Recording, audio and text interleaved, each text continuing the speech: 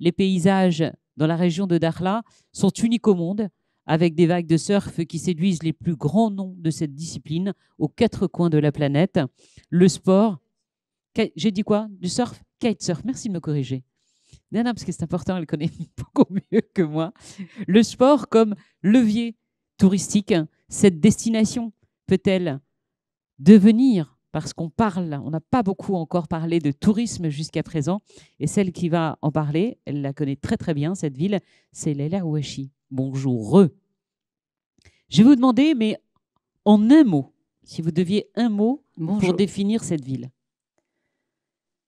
En un mot, si je devais définir cette ville, je dirais c'est une ville, mais vraiment une vitrine du soft power.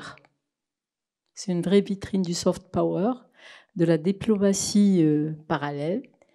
C'est une vitrine du Maroc à l'international parce qu'aujourd'hui, Dakhla est placé dans la carte du monde grâce à sa notoriété touristique, grâce à sa nature, grâce au fait que, en revenant à ce sport qui est le kitesurf, qui a été un levier de développement territorial de cette région, très important.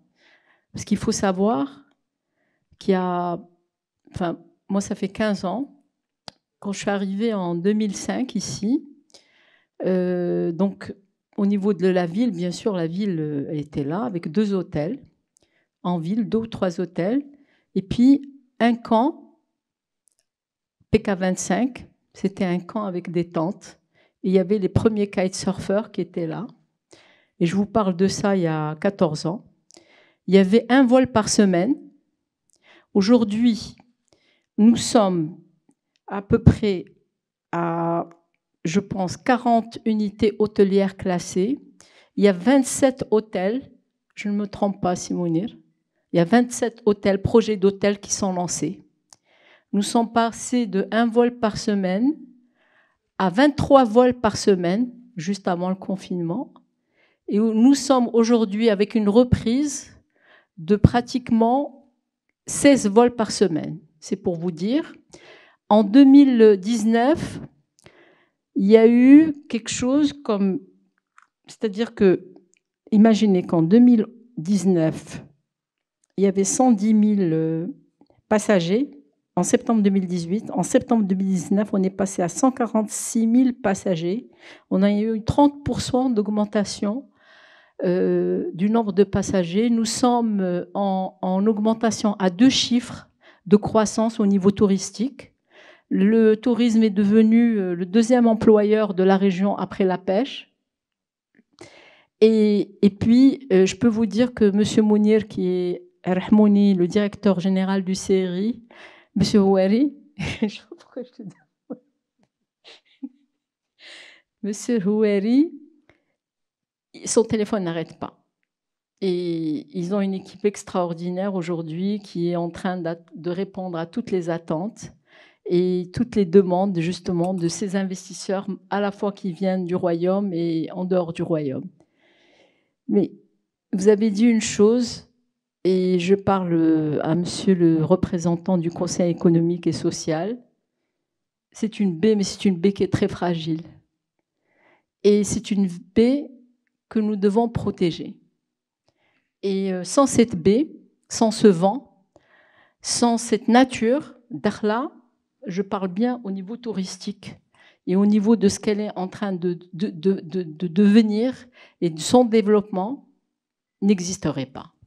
Donc aujourd'hui, j'étais franchement, personnellement, heureuse d'entendre un peu tous ces projets par rapport à la fois à la protection de la baie, par rapport à l'assainissement, par rapport au raccordement.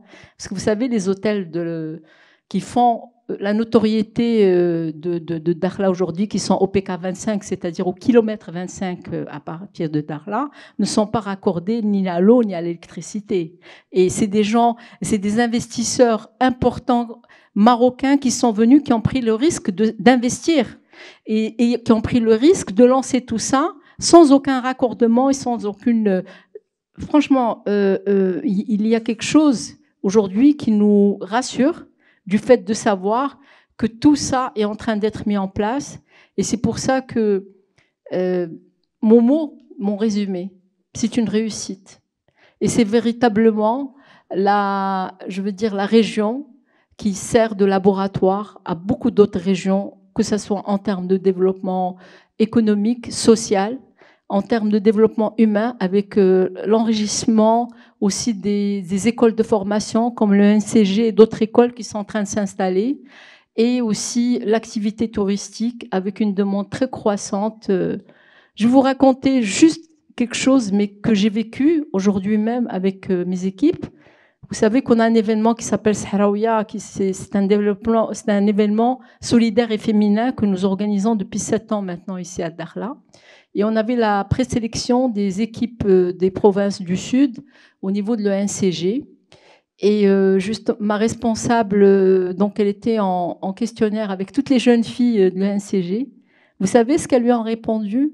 Nous sommes très heureuses, elles sont venues de toutes les villes du Maroc. Nous sommes très heureuses d'être à Dakhla et on a envie de continuer à rester à Dakhla, de travailler parce qu'on sait qu'on va trouver du travail à Dakhla. Et ça, franchement, entendre ça de jeunes filles étudiantes, ça résume tout. Donc voilà, j'ai pas parlé de kitesurf, mais c'est ça qui fait la beauté de cet endroit.